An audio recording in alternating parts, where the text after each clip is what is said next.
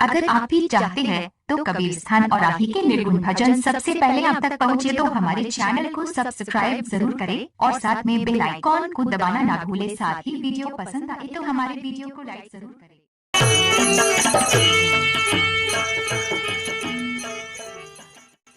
कौने पीरिछिया चिरई खोतवा लागलू जाके सुन कई के आगे नहारे हो उड़ गईलो पतिया पसारे हो। कौने बिरिछिया चिरई खोतवा लागलू जाके कौने बिरिछिया चिरई खोतवा लागलू जाके सुन का के आंगना हमारी हो उड़ गईलो पतिया पसारे हो।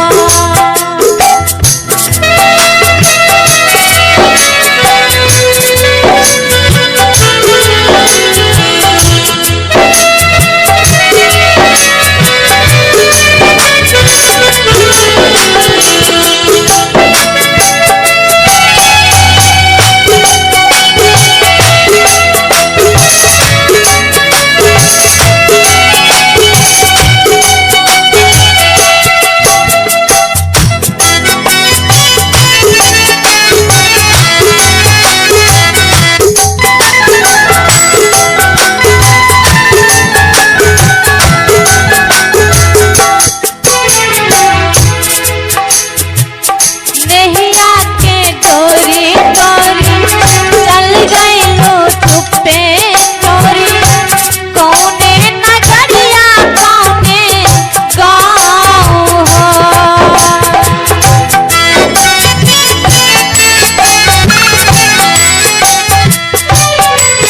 कहते हैं कि जब किसी की मृत्यु होती है तो किसी को भनक तक नहीं लगती है और वो जीवात्मा सामने से फरार हो जाती है, कोई परख नहीं पाता है।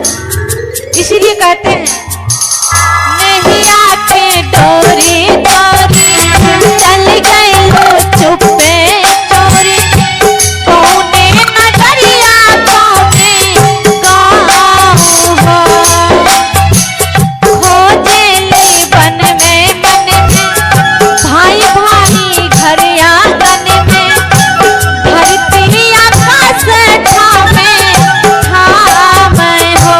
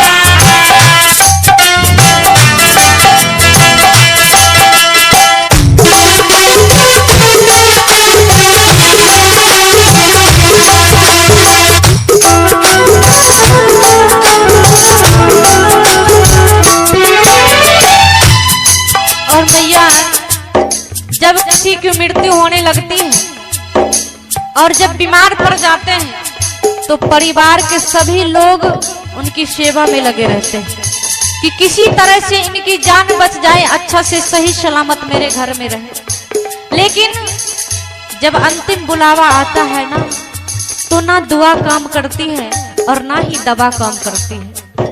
उस समय कुछ भी काम नहीं करता है और फिर इस संसार से जाना पड़ता है। फिर परिवार के लोग क्या कहते हैं, काहे तो ऐसा कइलो, कुछ हो ना कह के गइलो, बतिया के लागल पाँव में ठेस हो।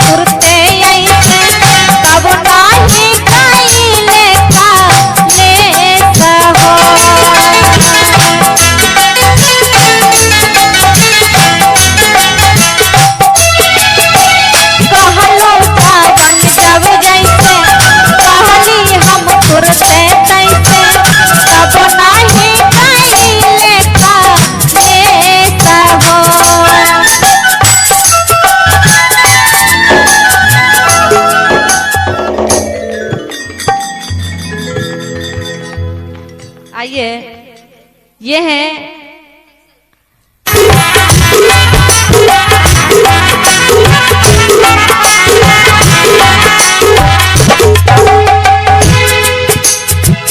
काहे तो ऐसन कइलो, कुछ हो ना कह के गइलो, बतिया के लागल पाँव में ठेस हो।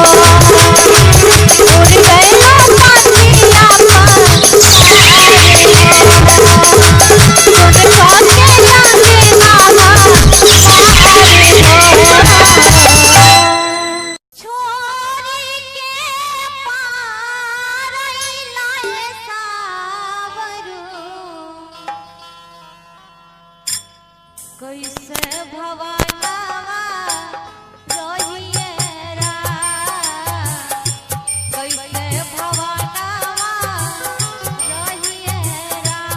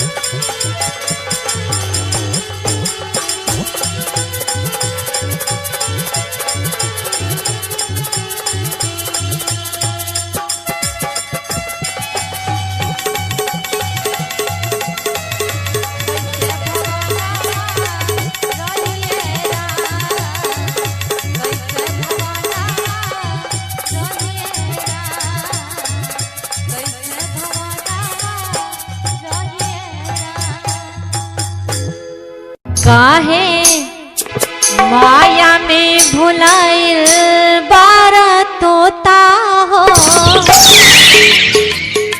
खोता छोड़ के जाए के परी। काहे माया में भुलाइल बारा तोता हो, खोता छोड़ के जाए के परी।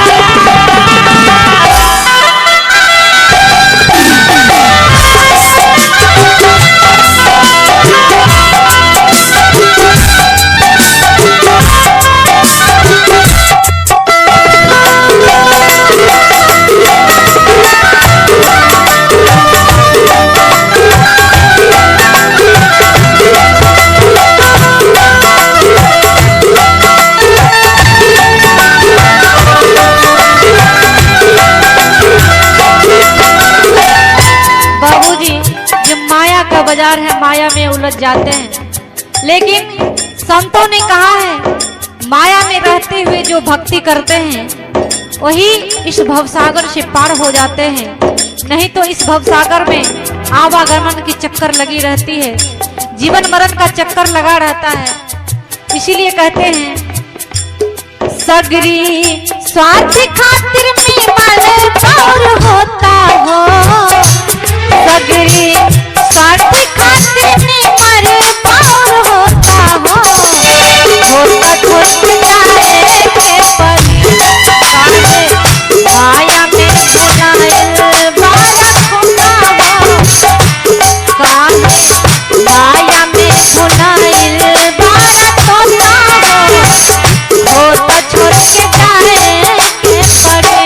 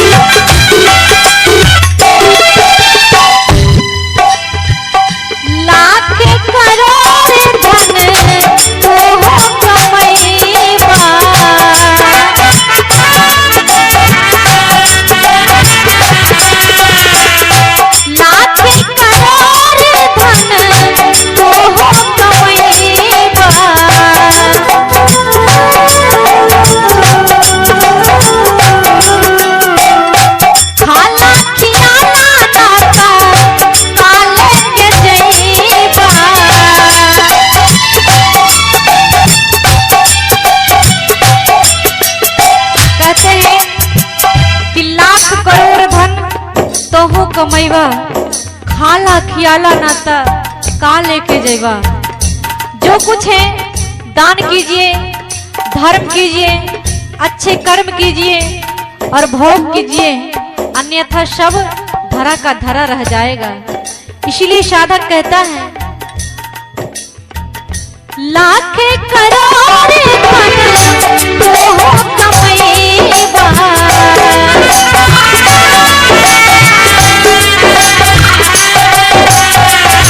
खाला खियाला नाता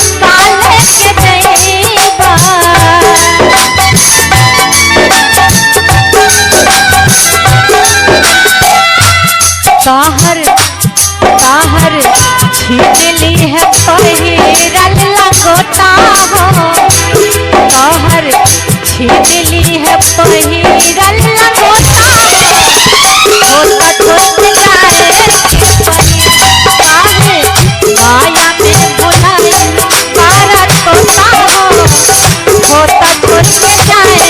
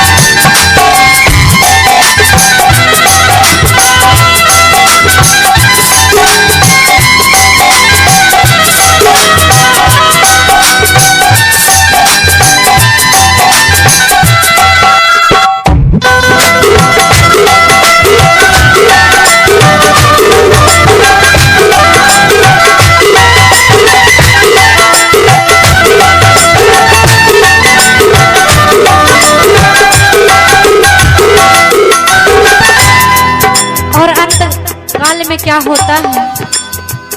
उड़ जाए सुना एक दिन लौट के न ताती,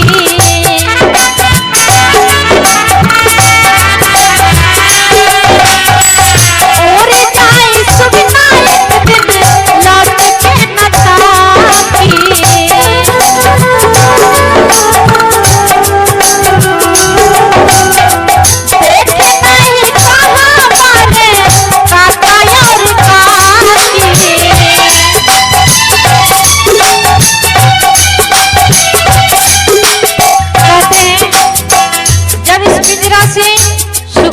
फरार हो जाएगा तो लौट कर भी नहीं देखेगा कि कौन मेरे लिए रो रहा है, कौन मेरे लिए रो रहा है, चीख रहा है, चिल्ला रहा है, लौट कर भी नहीं ताकेगा। इसलिए कभी ने कहा है उड़ जाए सुना एक दिन लौट के न ताकी,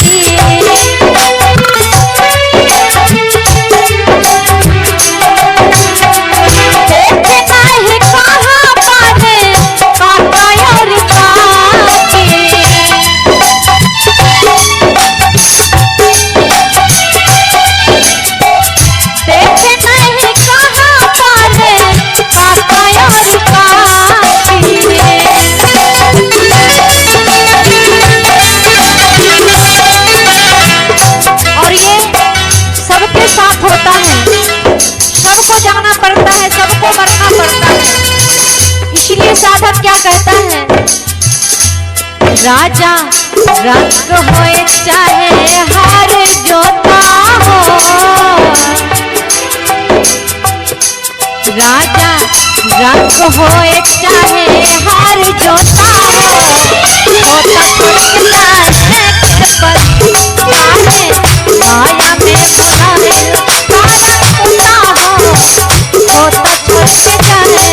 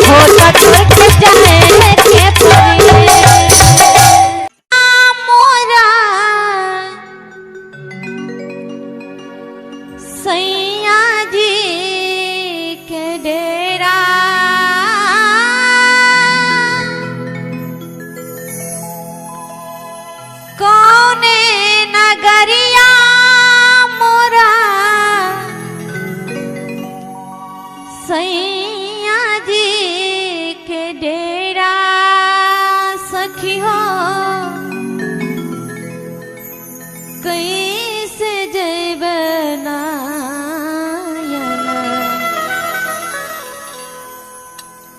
जानी रे डगरिया कैसे जैबना जानी रे डगरिया कैसे जैबना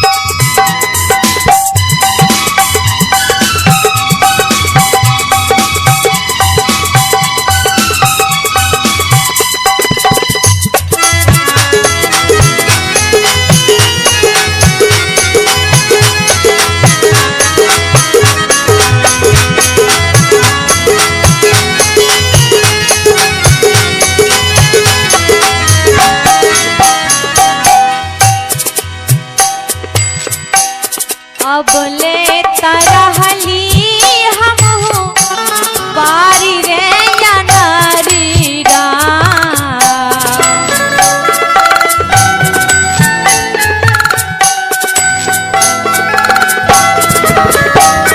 अब ले तरहली हम हो बारी रे या नारी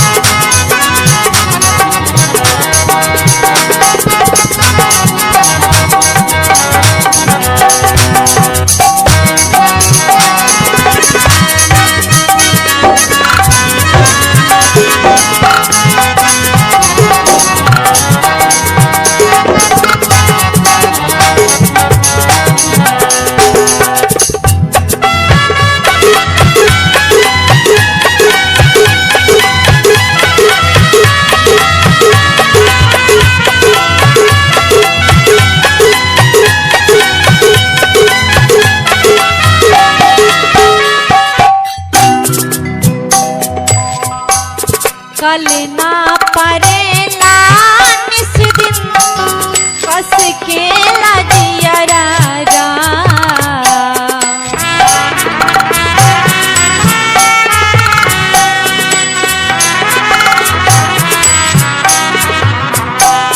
कल ना परेला निस दिन कस के लजियरा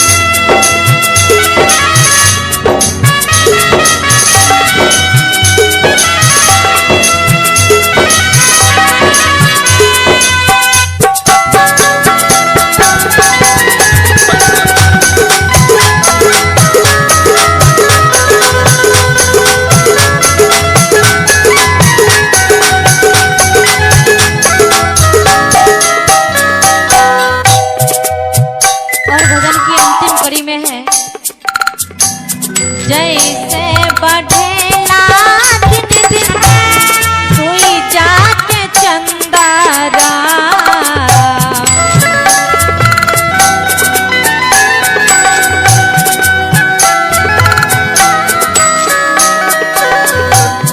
जैसे बढ़ेला दिन दिन सोई जाके चंदारा,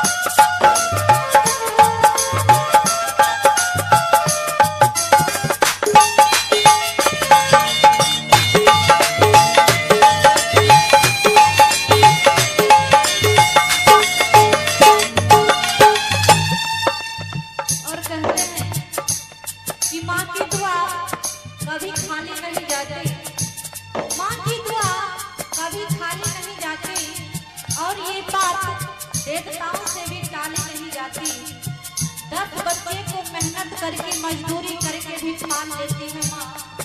10 बच्चे को मेहनत करके मजदूरी करके भी पाल लेती है माँ, लेकिन एक माँ 10 बच्चे से पाले नहीं जाती। कितना शर्म की बात है। और ये प्रभु श्री राम के देश में ऐसा हो रहा है, जिस देश में प्रभु श्री राम एक माँ के आदेश का पालन करने के लिए 14 वर्ष के वनवास में, उस देश की ऐसी स्थिति है कि माता पिता को भी लोग बंटवारा कर देते हैं। इसीलिए कहा गया है माई बाबूजी के मांगे आशीर्वाद हो, सुख में कटना जिंदगी रहे हो आबाद हो।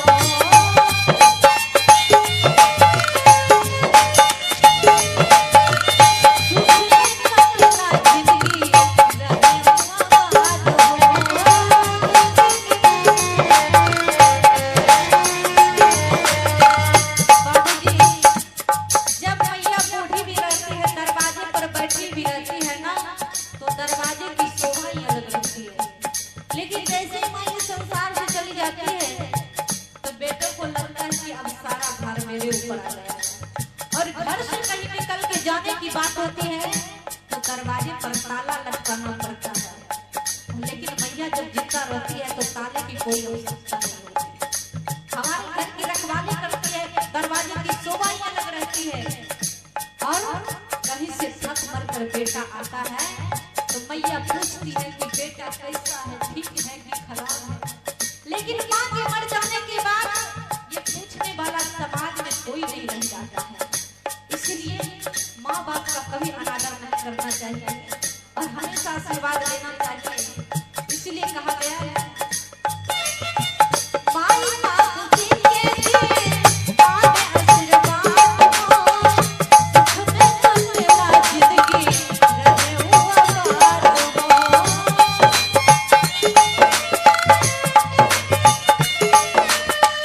सुख में कटना जिंदगी रहे हो आबाद हो।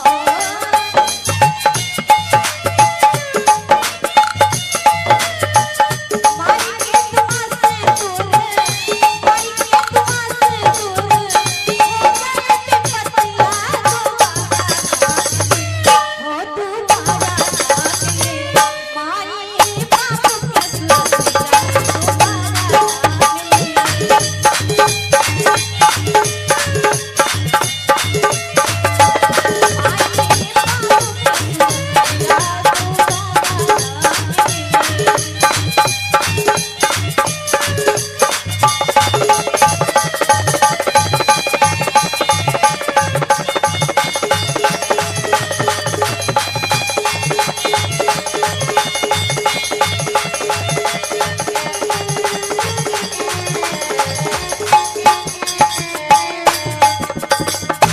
और बाबूजी ये वेद कुरान बाइबल जो भी हो सब में यही कहा जाता है, एक ही बात कहा जाता है। इसलिए कहते हैं बाइबल कुरान गीता पूरा